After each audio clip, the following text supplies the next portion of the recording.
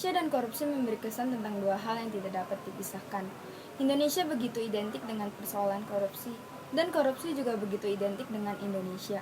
Hal ini tidak dipungkiri mengingat kasus korupsi di Indonesia yang begitu banyak dan terkesan patah hilang tumbuh berganti. Hampir setiap saat selalu bermunculan kasus korupsi baru dengan pemain baru ataupun pemain lama, sehingga menimbulkan kesan bahwa Indonesia sangat syarat dengan korupsi, dan korupsi seperti budaya yang hidup dalam masyarakat Indonesia. Persoalan korupsi di Indonesia yang tiada henti ini memang sangat memprihatinkan. Korupsi nampak bagaikan penyakit yang menggerogoti mental manusia Indonesia yang sulit untuk diobati. Upaya pemberantasan korupsi sudah dilakukan sejak lama dengan menggunakan berbagai cara. Sanksi terhadap pelaku korupsi sudah diperberat. Namun, hampir setiap hari kita masih membaca atau mendengar adanya berita mengenai korupsi. Berita mengenai operasi tangkap tangan atau OTT terhadap pelaku korupsi masih sering terjadi. Yang cukup menggemparkan adalah tertangkap tangannya 41 dari 45 anggota DPRD Kota Malang oleh KPK. Kemudian ini adalah berita penyumbatan bantuan dana gempa yang terjadi di NTB. Korupsi berakibat sangat berbahaya bagi kehidupan manusia, baik aspek kehidupan sosial, politik, birokrasi, ekonomi, dan individu.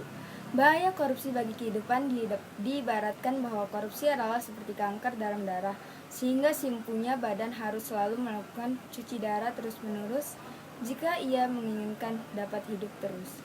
Bahaya korupsi terhadap manusia dan individu jika korupsi dalam suatu masyarakat telah merajalela dan menjadi makanan masyarakat setiap hari, maka akibatnya akan menjadikan masyarakat tersebut sebagai masyarakat yang kacau.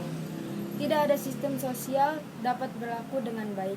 Setiap individu dalam masyarakat hanya akan mementingkan diri sendiri, bahkan tidak akan ada kerjasama dan persaudaraan yang tulus.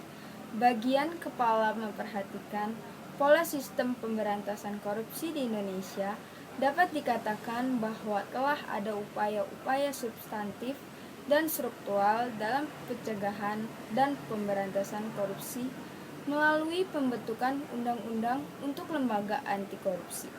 Kedua upaya substantif dan struktural tersebut merupakan upaya penegakan hukum pidana dengan menggunakan sarana penal untuk menanggulangi suatu kejahatan. Berbicara tentang pencegahan korupsi sebetulnya sudah ada, dan program-program yang mengkampanye anti korupsi namun masih terkesan belum maksimal. Ini dia salah satu contoh kantin anti korupsi yang sudah tidak ada. Berdasarkan penelusuran dalam berbagai media, dapat diketahui bahwa korupsi di Indonesia pada dasarnya telah terjadi sejak zamannya para raja, yang kemudian berlanjut ke zaman penjajahan Belanda. Seorang sejarawan UGM Soehartono menggambarkan hal ini dalam seminar hasil penelitian lintas klaster humaniora, juga menguraikan bagaimana korupsi di Indonesia telah terangkai sejak zaman feodalisme.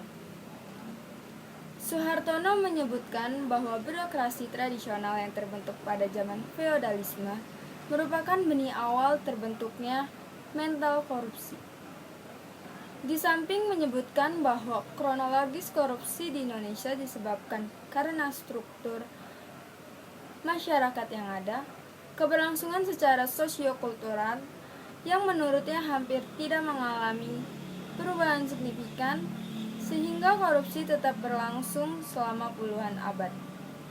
Dalam konteks ini, Soehartono menggarisbawahi kebiasaan permisif tanpa pengawasan dan kontrol terhadap perilaku koruptif yang dikembangkan oleh masyarakat Indonesia sejak dahulu kala hingga saat ini telah menjadi suatu bumerang bagi bangsa Indonesia.